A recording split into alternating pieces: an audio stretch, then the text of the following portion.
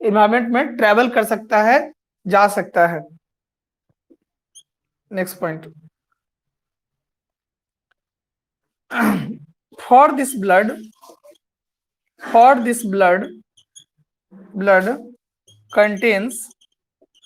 contains a large amount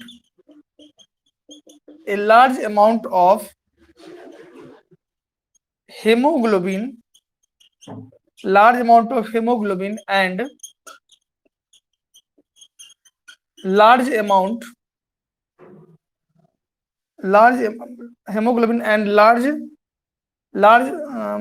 heart is divided into four chambers।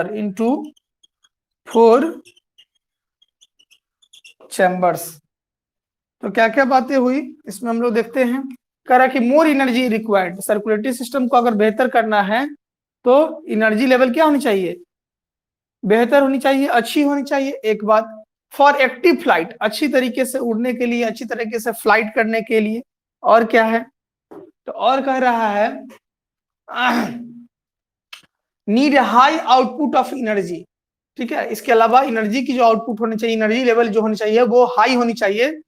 मतलब जितना high energy level, it means that means ये हो गया कि ऑक्सीजन लेवल जितनी हाई होगी उसकी आउटपुट मतलब उड़ने की क्षमता उतनी अच्छी होगी। ऑक्सीजन लेवल जितना कम होगा उसकी एनर्जी की इफिशियंसी उतनी कम होगी, which turns to required more oxygen. मतलब आप ये कह सकते हैं कि oxygen is directly proportional to energy. Oxygen जितनी ज्यादा एनर्जी उतनी ज्यादा, ऑक्सीजन जितनी कम एनर्जी उतनी कम। मतलब efficiency of oxygen is more than efficiency of energy level is also high. That means oxygen is directly proportional to energy. हो गया। दूसरा अगला पॉइंट लिखेंगे, it is made possible by efficient circulatory system. हम जैसा कि जानते हैं कि यह पॉसिबल तब हो सकता है जब उसके ब्लड के अंदर ऑक्सीजन ट्रेवलिंग कैपेसिटी अच्छी हो, ऑक्सीजन अच्छा से ट्रेवल करता हो और adapted for carrying more oxygen. ठीक है, और इसको जिंदा रखने के लिए ऑक्सीजन जो होनी चाहिए वो मोर बेहतर होनी चाहिए, मोर मतलब ज्यादा होना चाहिए। तो ऑक्सीजन कैसे ज्यादा रहेगा, जैसे आपका हार्ट 4 चैम्बर में बटा है, आपकी ऑक्सीजन की लेवल बेहतर है, उसी तरह से इन बर्ड्स का भी ऑक्सीजन लेवल हाई होता है। ठीक है, क्योंकि इनके भी हार्ट 4 चैम्बर में बटे हुए होते हैं और दुनिया के सबसे बेहतर हार्ट्स में सबसे बढ़िया हार्ट्स चिड़िया का ही आता है, बर्ड्स का ही आता है। For this bird contain a large amount of haemoglobin. इसके लिए हम जानते हैं कि ऑक्सीजन को कोई ढो सकता है तो वो हेमोग्लोबिन है। जितनी हेमोग्लोबिन उतनी ऑक्सीजन। मतलब अब 3 बात याद रखिएगा, level of haemoglobin is high, then level of oxygen is also high, then energy efficiency is also high. मतलब that means level of oxygen is high, haemoglobin high, then carrying capacity of oxygen is also high, and then after body efficiency capacity या efficiency is also high. तो energy requirement के लिए आपके पास haemoglobin अच्छा होना चाहिए। जैसे ह्यूमन की बात करेंगे तो 12 से 14 ml हेमोग्लोबिन होना चाहिए, लड़कियों में 12-13 होता है, लड़का में 16 तक भी जा सकता है। तो ये जो हेमोग्लोबिन का लेवल है, ये हेमोग्लोबिन की लेवल जितना अच्छा रहेगा फीमेल या मेल के अंदर, उसकी काम करने की क्षमता उतनी बेहतर होगी, उसमें ऑक्सीजन ट्रेवलिंग कैपेसिटी उतनी अच्छी होगी। For this blood contains a large amount of haemoglobin and large amount and heart is divided into 4 chamber. और हार्ट जो होंगे वह 4 चैम्बर में बटे हुए होंगे। ओके, चलते हैं आगे। यहां तक कोई दिक्कत नहीं, मैसेज कर दीजिए यस। ये हो गया आपका 5वां नंबर पॉइंट। चलिए अब हम लोग देखेंगे, आगे बढ़ते हैं पॉइंट नंबर 6 में।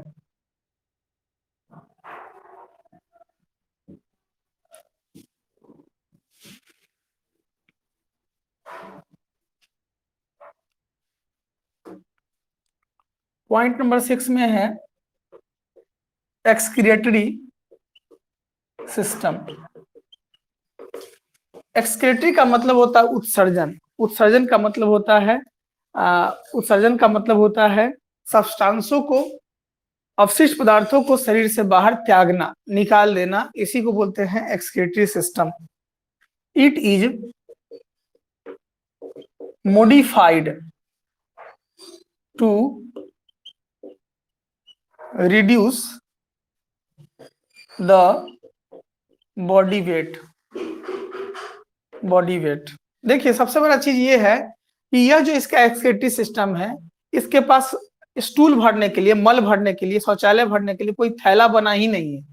मतलब थैला रहेगा तो उतना बॉडी का उसका वेट बढ़ा देगा, इसलिए उसके पास ऐसा कुछ है ही नहीं है। इसलिए कहा गया कि रिड्यूस्ड फॉर्म में होता है, कम मात्रा में होते हैं। ठीक है, क्या उसके पास उत्सर्जन के लिए अंग जो होते हैं वो होते ही नहीं है। जब भी उसको उत्सर्जन करना होता है, यूरिन के साथ स्टूल तुरंत बाहर निकाल देते हैं पेस्ट के फॉर्म में। मतलब ऐसा कभी चिड़िया का नहीं देखिएगा कि कभी यूरिन एक बार निकाला फिर स्टूल निकाला। वो दोनों स्टूल और यूरिन, मल और पेशाब दोनों को एक ही साथ बाहर निकालता है पेस्ट के रूप में।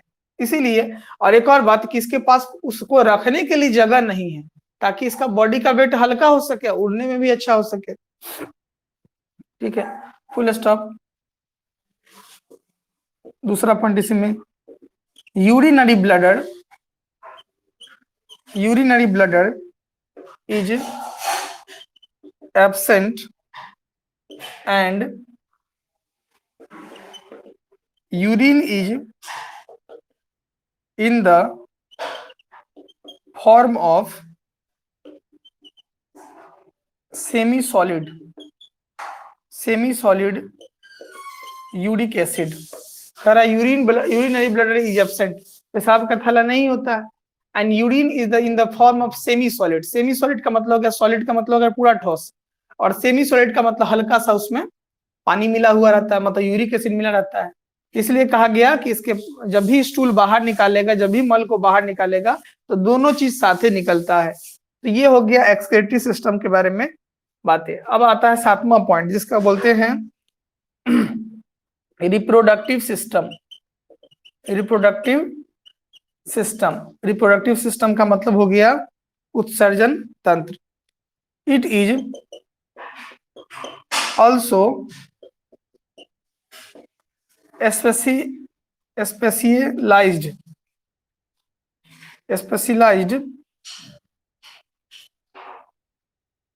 specialized to reduce the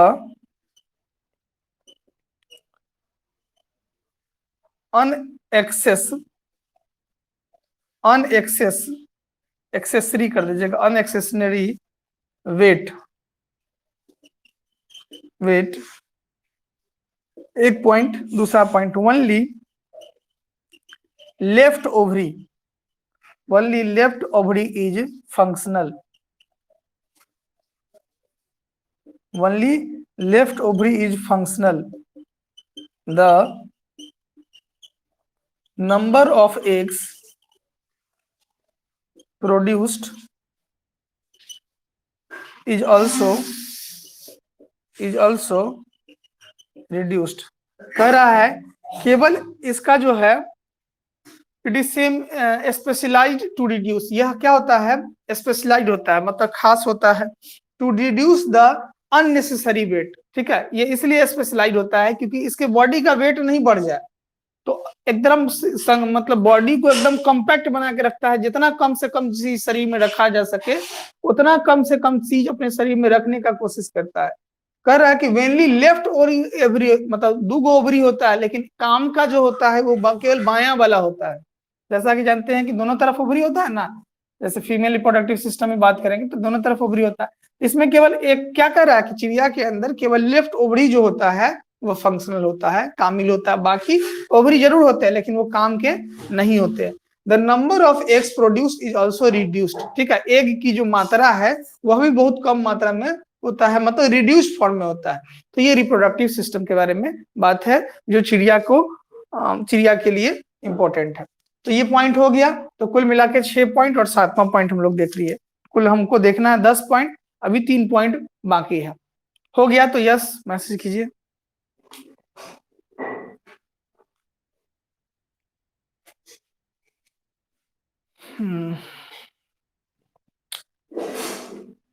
चलिए ठीक है, अब आगे बढ़ते हैं हम लोग।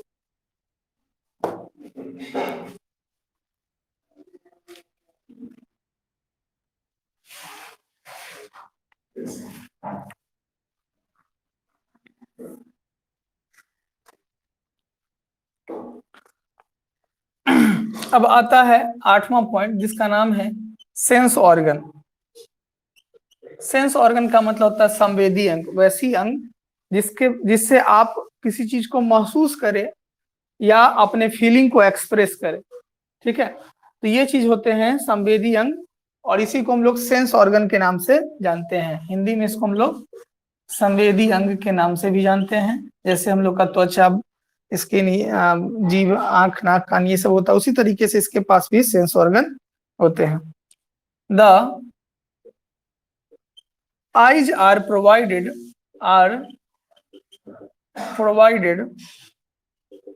with an outer ring of sclerotic plates for resisting the pressure of air during flight। इसी में एक और point, the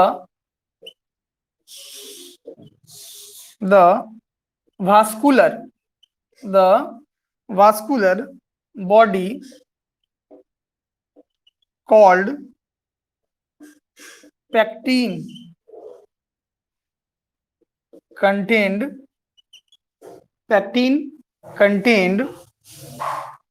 in the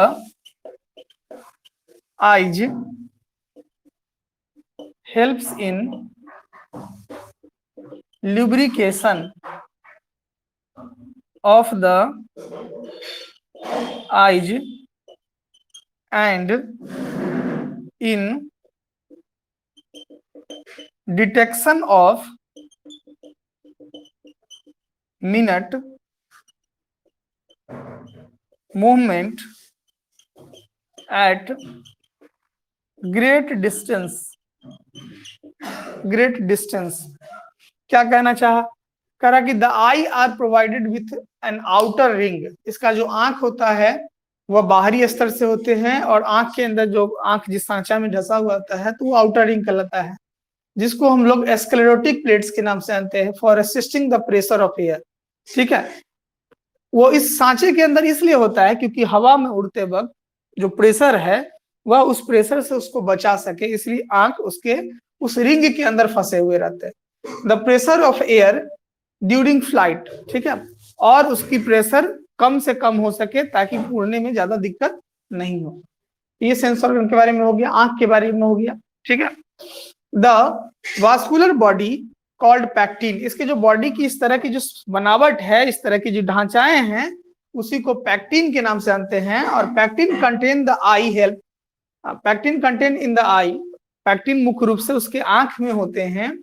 help in lubrication, lubrication का मतलब होता है कुछ तेलीय सब्सटेंस को बाहर निकालना, तो हेल्प्स इन लुब्रिकेशन। ठीक है, कौन चीज, पैक्टिन इसके आंख में पानी देता है, वाटर देता है of the I, and detected of minute movement of great distance, ताकि आंख कभी सूखे नहीं। आदमी क्यों थक जाता है सवेरे से काम करते करते, शाम को क्यों थक जाता है, क्योंकि आंख के अंदर की जो पानी होती है वो पानी लेस हो जाती है, तो आदमी थकावट महसूस करता है। जैसे अगर आप रात में जगे रह जाते हैं तो क्या होता है, आंख से बार बार पानी आते रहता है, पानी आते रहता है, और आते आते क्या होता है, आपकी थकावट बढ़ती चली जाती है। तो आंख से जितना पानी हवा के माध्यम से इवोपरेट हो जाता है या निकल जाता है, तो आपकी थकावट उतनी अच्छी होती है। ठीक है, फिर आप जब नींद लेते हैं तो फिर आंख रेस्ट करता है, उसके अंदर वाटर के लेवल बढ़ जाता है, फिर उस तरह से। तो यही चीज कर रहा है कि चिड़िया के अंदर भी पैक्टिन क्या करता है, उसके आंख के अंदर लुब्रिकेशन प्रोवाइड करता है, जिससे जिससे वह मैक्सिमम टाइम तक हवा के में ट्रेवल कर सकती है, उड़ सकती है। अगर ये पैक्टिन नहीं होता तो हवा के वो चीजें उसके अंदर नहीं हो पाती। तो ये बातें हो गई, ठीक है, सेंस ऑर्गन के रूप में। अब आगे हम लोग लिखेंगे ब्रेन के बारे में, इसको मिटा दिया जाए। Okay, yes.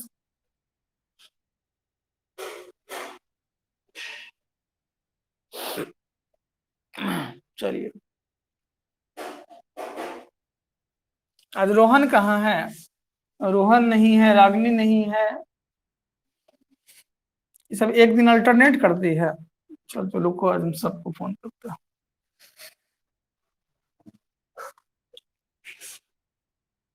चलिए अब आगे हम लोग देखते हैं ब्रेन। पॉइंट नंबर 9 है ब्रेन। ब्रेन का मतलब हो गया मस्तिष्क। Birds have acute sense of sight and intelligence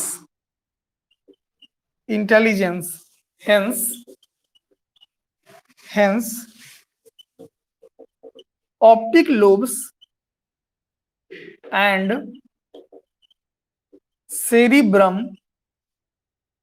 are well developed.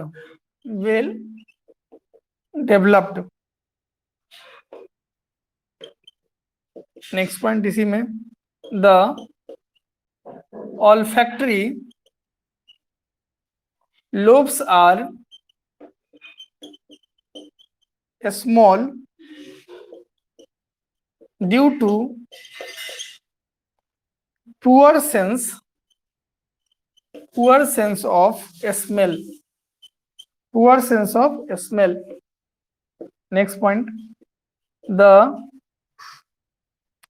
Cerebellum. Brain के 3 पार्ट, उसमें से सबसे पिछला पार्ट सेरिबेलम है। The cerebellum is also large and convoluted to maintain the muscular coordination and equilibrium.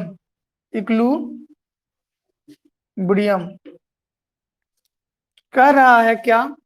Birds have acute sense site. Birds के पास जो होता है देखने की जो क्षमता होता है वो बहुत दूर तक होता है। एंड इंटेलिजेंस, साथ ही साथ नॉर्मल चिड़िया जो होती है वो कम दूर तक देखती है, लेकिन बाघ चील सब अपने से 4 गुना डिस्टेंस तक देख सकता है। And insect hence optic lobes are and cerebrum is well developed. ठीक है, इसके जो आंख के लोब्स होते हैं और ब्रेन का जो बात करेंगे सेरिब्रम की बात, वो वेल डेवलप्ड होता है। इसका पीछे का मस्तिष्क, अगर चिड़िया किसी एक रास्ते से ट्रेवल कर गई हो और उस रास्ते से उसको दोबारा जाना हो तो उसका जो सेरिब्रम है वो बहुत मदद करता है, क्योंकि उसको उसकी याददाश्त नहीं जाती है। आप भूल जाइएगा, चिड़िया किसी चीज को नहीं भूलती है। ठीक है, तो इसके पास एक्यूट सेंस भी होता है और सेंस के साथ साथ साइट भी होता है। सेंस का मतलब हो गया बुद्धि और साइट का मतलब होता देखने की क्षमता। तो उसके अंदर सेंस की भी क्षमता कि हाँ किस रास्ते से जाना है, किस रास्ते से ट्रेवल करना है। कहा तो ये भी जाता है कि चिड़िया अगर हजार किलोमीटर डिस्टेंस तक ट्रेवल करती है तो साल में एक बार जब जाती है तो उसी जगह पे रुकती है जिस जगह पे वो पहले साल रुकी हुई थी। मतलब समझिए कि क्योंकि एक ही बार तो ट्रेवल करके नहीं जाएगी, तो मतलब हर जगह पे हॉल्ट लेते हुए रात को सो जाती है, फिर सवेरे उठकर उड़ान भरती है। तो एक देश से दूसरे देश जाने में चिड़िया कई बार क्या करती है, अपना सेंस उसके पास बेहतर होता है और साइट भी, देखने की क्षमता बेहतर होती है। एंड इंटेलिजेंस, और बुद्धिमान चतुर भी होता है। Hence optic lobe and cerebrum are well developed. इसी की वजह से ऑप्टिक मतलब हो गया आंख और सेरिब्रम हो गया ब्रेन। ये दोनों चीज अच्छा होता है, बेहतर होता है। इसीलिए चिड़िया जो है वो मैक्सिमम डिस्टेंस तक उड़ सकती है, या मैक्सिमम डिस्टेंस तक उड़ने की क्षमता उसके अंदर मौजूद होता है। नेक्स्ट पॉइंट कर रहा है ऑल्फैक्टरी लोब्स आर स्मॉल। ठीक है, ऑल्फैक्टरी लोब जो होता है सूंघने की क्षमता, ठीक है, वह क्या होता है, स्मॉल होता है। स्मॉल मतलब छोटा होता है। Due to poor sense of smell, इसलिए चिड़िया सूंघ पाने में सक्षम ज्यादा नहीं है। बाकी चीजें के बारे में देखने की क्षमता अच्छा है, बुद्धिमान अच्छी है, लेकिन सूंघने की बात अगर करेंगे तो सूंघने की क्षमता उसके अंदर बहुत कम होती है। Next point, the cerebrum is also large, cerebrum बड़ी होती है, एंड ऑल्सो लार्ज और बड़ा होता है। कौन चीज? Cerebrum is also large and convoluted to maintain the muscular coordination. Cerebrum के बड़ा होने की वजह से इसका क्या होता है, अपने पंख पे, अपने पैर पे, अपने गर्दन पे पूरी तरीके से कंट्रोल रहता है और एक से दूसरे चीजों को कोऑर्डिनेट करने का काम करता है। तो ये चीज हो गया। अब आगे देखते हैं, ब्रेन हो गया और लास्ट पॉइंट इसका देखते हैं जिसका नाम है वार्म ब्लडेडनेस। ठीक है, हो गया तो मैसेज कीजिएगा। ओके,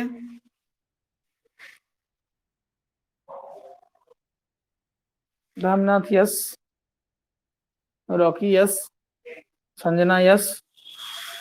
बाकी आदमी लिख नहीं रहा है कि ये 4 आदमी का मैसेज आता है। अच्छा, सीवी पप्पू ठीक, सोनी यस। आदत डालो, अब इस तरह का ऑनलाइन तुमको 1 दिन 2 दिन नहीं चलने वाला है। लॉकडाउन संपूर्ण लगने वाला है, इसलिए यही पढ़ाई का रास्ता है, दूसरा कोई रास्ता अभी नहीं है, दूर दूर तक अभी नहीं दिखाई दे रहा है। पूरा लॉकडाउन लग जाएगा। अब ये बात कंफर्म हो जाइए, घर से निकलना मुश्किल हो जाएगा। शाम में 1-2 घंटा का टाइम तुमको लोगों को घर से निकलने का देगा कहीं भी, क्योंकि लेवल इतना ज्यादा हो चुका है, घर घर में मरीज है। इसलिए इस चीज को समझिए और इसी रास्ते से आपको पढ़ना भी, और इसी रास्ते से सबसे अहम बात पेमेंट भी करना है। जैसे पप्पू का पेमेंट हो गया, जैसे बाकी लोग, जैसे मंथली जो संजना का बाकी है, धर्मनाथ देख लेगा, रॉकी का पेमेंट है, तो सोनी का बाकी है।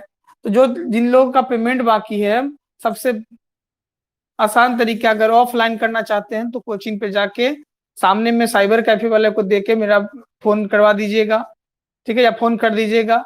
और अगर ऑफ ऑनलाइन करना है तो पेमेंट कर दीजिए, क्योंकि अप्रैल में तो कोई लोग दिए नहीं है, जो लोग दिए हैं उनका तो नाम हम बोले नहीं है। ऐसे आरती सब दी है, आरती कंचन। तो कहने का मतलब ये है कि जिनका पेमेंट नहीं है वो पेमेंट कीजिए, ठीक है, क्योंकि ऑनलाइन में मेहनत भी ज्यादा है, और दूसरी बात है कि पेमेंट नहीं दीजिएगा तो मन लगेगा पढ़ाने में, सो बताइए। तो पेमेंट कीजिए, सब लोग से रिक्वेस्ट है, पेमेंट कर दीजिए जल्दी से जल्दी। अर्चना का बाकी है, ठीक है, रागनी का बाकी है, तो सबका बाकी है, सबका रखा हुआ है। जिन जो भी अपना पेमेंट देंगे अपना कार्ड भेज देंगे और उस पर हम अपना चढ़ा देंगे, ठीक है। तो ये हो गया ब्रेन के बारे में। अब लास्ट पॉइंट हम लोग देखते हैं,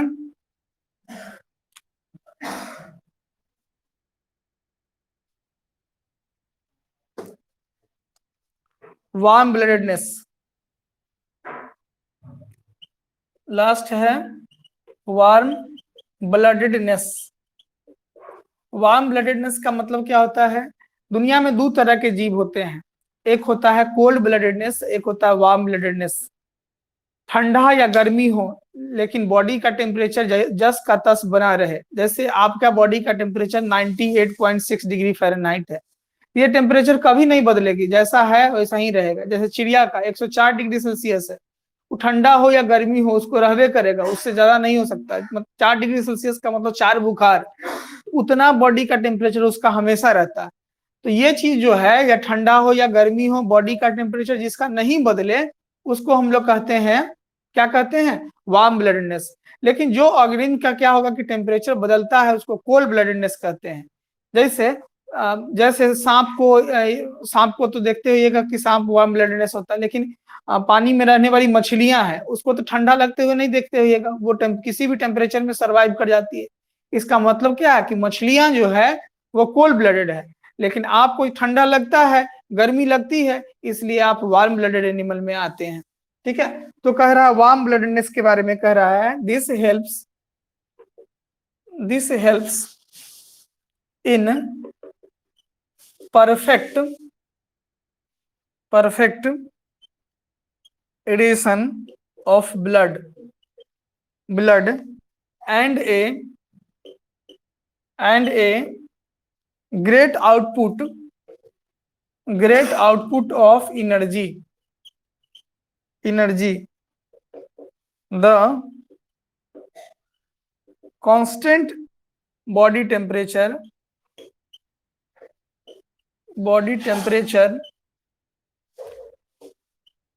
helps the birds to take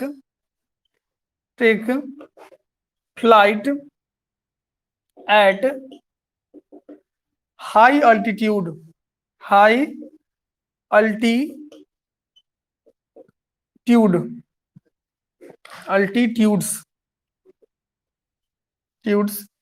and in all season. कह रहा था वार्म ब्लडेडनेस से क्या फायदा है, तो वार्म ब्लडेडनेस के बारे में कह रहा है कि this helps in perfect radiation. Warm bloodedness होने से क्या है कि उड़ने में काफी लंबी डिस्टेंस तक उड़ने में सक्षम है, ठीक है, क्योंकि इसका बॉडी का टेम्परेचर एक निश्चित है। और दूसरी बात है कि यह 104 डिग्री सेल्सियस अगर नहीं पहुंच रहा है तो उस कंडीशन में यह काफी डिस्टेंस तक उतना तक सहने की क्षमता, 104 जिसका टेम्परेचर हो तो वह 2-4-5 डिग्री सेल्सियस या 10 डिग्री सेल्सियस ऊपर तक भी सह सकता है। तो ये वजह से क्या हो गया कि ये उड़ सकता है काफी। Blood and a great output of energy, इसके पास एनर्जी की इफिशियंसी दुनिया के सारे जीवों की इफिशियंसी से बेहतर होती है, क्षमता होती है। The constant body temperature, body का टेम्परेचर होता है 104 106, वो कांस्टेंट होता है। Constant body temperature helps the birds to take flight, जो मदद करता है चिड़िया को उड़ने के लिए, फ्लाइट करने के लिए एट हाई अल्टीट्यूड, ज्यादा से ज्यादा ऊंचाई तक, ठीक है, इन ऑल सीजन, किसी भी मौसम में। तो यह जो गुण है यह वार्म ब्लडेडनेस का गुण है। इस तरह से आपका ये टॉपिक समाप्त हो जाता है। डायग्राम अभी तक हम नहीं भेजे हैं, लेकिन डायग्राम हम भेज देंगे, ठीक है।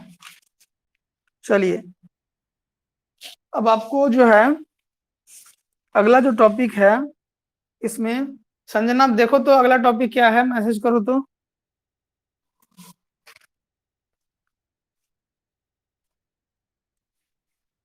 अगला टॉपिक हम लोग को क्या पढ़ना है इसमें, हमको लगता है माइग्रेशन इन बर्ड होगा, मे बी, अगर है तो देख लीजिए एक बार, अगर है माइग्रेशन इन बर्ड तो मैसेज कीजिए।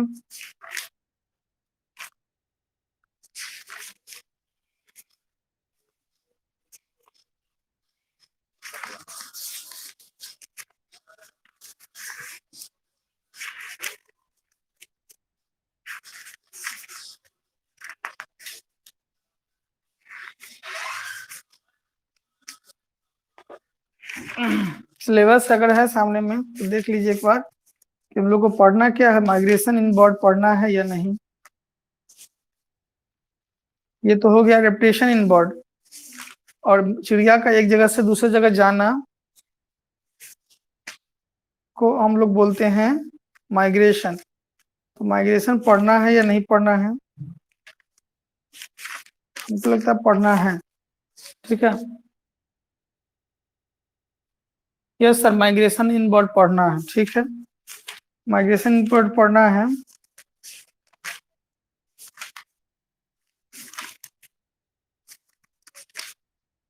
ओरिजिन ऑफ बर्ड है, इसके बाद ओरिजिन ऑफ फ्लाइट।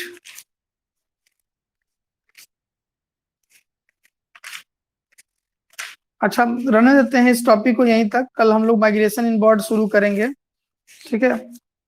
इस चूंकि शुरू करेंगे तो अभी आधा अधूरा रह जाएगा, ठीक से नहीं हो पाएगा।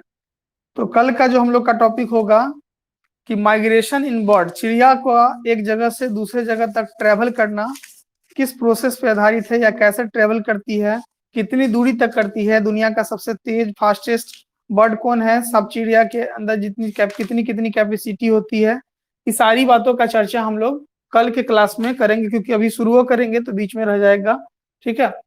तो कल का हम लोग का टॉपिक होगा माइग्रेशन इन बर्ड्स, ठीक है। बाकी जो टाइम है उसी टाइम पे रहना है सबको, और सवेरे का टाइम है, सब लोग जगिए और क्लास कीजिए, जितना अच्छा क्लास कीजिएगा उतना आपको बेनिफिट आगे भविष्य में मिलने वाला है, ठीक है। तो पढ़ाई केवल छूटना नहीं चाहिए, रेगुलर रहिए, पंक्चुअल रहिए, और साथ ही साथ पेमेंट पे एकदम ध्यान दीजिए। बाकी कोई सारा काम छोड़ दीजिए, लेकिन पेमेंट एकदम टाइम पे होना चाहिए, क्योंकि पेमेंटे नहीं होगा, अर्थे नहीं आएगा तो कैसे काम। सर ऑफलाइन के कैसे पेड करना है, सर ऑफलाइन पेड करने के लिए क्या है कि सामने में जाइएगा, cyber cafe, student cyber cafe है, उसको जाइएगा, ठीक है, अपना नाम लिख कर और पेमेंट जितना कीजिएगा उतना देख के वो कागज पे लिख दीजिएगा, पेमेंट दे दीजिएगा, ठीक है। और एक बार हमको फोन कर दीजिएगा या मैसेज कर दीजिएगा अपने नंबर से, ठीक है, तो हम उससे पूछ लेंगे, वो हमको भेज देगा, ठीक है। तो ऑफलाइन करने के लिए अपने कोचिंग के सामने स्टूडेंट साइबर कैफे है, उसमें जाके पेड करना है। और ऑनलाइन के लिए इसी ऐप में लिंक रखा है या मेरा मोबाइल नंबर पे दुनिया का सारा जो पेमेंट का ऑप्शन है, वो सारा पेमेंट का ऑप्शन मेरे मोबाइल नंबर पे है। एयरटेल पेमेंट बैंक से लेकर पेटीएम, गूगल पे, फोन पे, अकाउंट, जितना चीज है सब कुछ इसी पे है। इसलिए ऑनलाइन कर सकते हैं, ऐप के माध्यम से भी कर सकते हैं, क्योंकि ऐप का भी अपना एक शेड्यूल है। उस शेड्यूल में देखेगा पेमेंट किसी का ड्यूज तो हमको खुद फोन करेगा, नहीं तो आपको हटा देगा। तो ऐसे कंडीशन में अपना पेमेंट को एकदम रेगुलर कर लीजिए, ताकि उसको भी हम जो 30% देंगे तो 30% वो अपना ले ले, ठीक है। नहीं तो 1 महीना के बाद हमको भी हटा देगा, आपको भी हटा देगा। तो इसलिए पेमेंट उसको भी पहुंचना चाहिए और हमको भी पहुंचना चाहिए। जितना पैसा आप भेजिएगा वो पैसा उसको भी देना पड़ता है। तो नहीं तो एक ट्रायल वर्जन होता है, ट्रायल के बाद पेमेंट वर्जन आ गया, पेमेंट वर्जन में हम लोग को दिक्कत हो जाएगा। इसलिए ध्यान रखें इस चीज का, और एकदम एकदम कॉन्शियस होके कर लीजिए, क्योंकि इस महीना में पेमेंट लगभग नहीं किए हैं आप लोग, ठीक है। क्लास अभी आपको 1-2 महीना ऐसे ही चलने वाला है, कोई सोल्यूशन नहीं है। पढ़ते रहिएगा तो सिलेबस आपका आगे खींचा जाएगा। लास्ट में हम लोग जब एग्जाम का डेट दे देगा तो उसके बाद हम बैठ के जो 10 प्रश्न है उस पर काम करेंगे, इंपॉर्टेंट प्रश्नों पे, ठीक है। लेकिन पढ़ा हुआ रहेगा तब हम वहां बैठ के लिखाएंगे नहीं, क्योंकि टाइम देगा बहुत कम, 10 से 12 दिन देगा, तो उसमें हम 4 दिन लिखावे करेंगे, तो फिर समझाएंगे कब। तो 10 दिन जो देगा उसको क्वेश्चन को हम समझाने में टाइम वेस्ट करेंगे, ठीक है। एक बार समझा रहेगा तो दोबारा दिक्कत नहीं होगा, ठीक है। इसलिए हम सारा टॉपिक को, एक एक टॉपिक छोड़ नहीं रहे हैं, सारा टॉपिक एक एक टॉपिक को लेके चल रहे हैं। तो कोशिश कीजिए कि सारा जो जितना भी टॉपिक है उसको हम लोग क्लियर कर ले। अब रह गई बात सब्सिडरी की, केमिस्ट्री और बोटनी की, तो उसके लिए घबराने की जरूरत नहीं है। केमिस्ट्री और सब्सिडरी अगर सब्जेक्टिव लेता है तो सब्जेक्टिव पढ़ा देंगे, ऑब्जेक्टिव लेता है तो ऑब्जेक्टिव पढ़ा देंगे। उसके लिए एक अलग टाइम देना देंगे। अगर टाइम कम होगा हम लोग के एग्जाम में तो एक अलग टाइम बना देंगे। अगर ऑब्जेक्टिव होगा तो कुछ नहीं है, उसके लिए हम प्रत्येक दिन 30 क्वेश्चन से 40 क्वेश्चन ऑब्जेक्टिव देंगे, अगले दिन पूछ लेंगे, तो उससे क्या हो जाएगा, क्लियर हो जाएगा। तो केमिस्ट्री और बोटनी के लिए आपको टेंशन नहीं लेना है, जूलॉजी हम पढ़ा ही रहे हैं। बाकी आप लोग जो है केवल मेहनत और फोकस कीजिए जिस काम पे करना चाहिए, ठीक है। बुक देख लीजिएगा, सिलेबस देख लीजिएगा क्या क्या बाकी है, इसके बाद क्या पढ़ना है। अगले दिन के क्लास में हम लोग मिलते हैं।